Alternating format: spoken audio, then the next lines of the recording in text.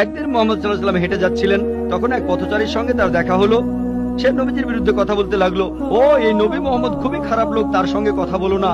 সে কিন্তু মোহাম্মদ সাল্লাল্লাহু আলাইহি ওয়াসাল্লামের সঙ্গে কথা বলছে, সে জানে না ওই লোকটাই মোহাম্মদ সাল্লাল্লাহু আলাইহি ওয়াসাল্লাম। সে নবীজির কাছে বলল, পথে হাঁটতে হাঁটতে নবী মোহাম্মদ খুবই খারাপ লোক, তার কথা শুনো না, তার কথা শুনলে বিপর্যয় হয়ে যাবে, সবার জন্য খারাপ হবে। লোকটা নবীজিকে বলল, তবে আপনি খুব ভালো মানুষ, আর আপনাকে সাবধান করছি ওই মোহাম্মদ লোকটার কথা শুনবেন না সাল্লাল্লাহু আলাইহি ওয়াসাল্লাম। সে ভণ্ড, নাউজুবিল্লাহ, সে খুব খারাপ মানুষ, নাউজুবিল্লাহ। এরকম আরো অনেক কথা। তবে নবীজিকে বলল, আপনি খুব ভালো মানুষ, আপনি দয়ালু, আপনি পরোপকারী, আপনার নামটা জানতে পারি? নাম শুনে বলল, কি? আপনি কি বললেন? আমি কি ঠিক শুনছি?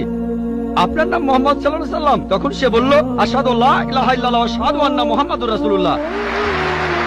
যখন সেই লোকটা বুঝতে পারলো যে এই লোকটাই মোহাম্মদ সাল্লাল্লাহু আলাইহি ওয়াসাল্লাম, আমি অন্য মানুষের কাছে শুনেছিলাম সে খুব খারাপ মানুষ, ইনি তো ভালো মানুষ, তখন সে ইসলাম গ্রহণ করলো।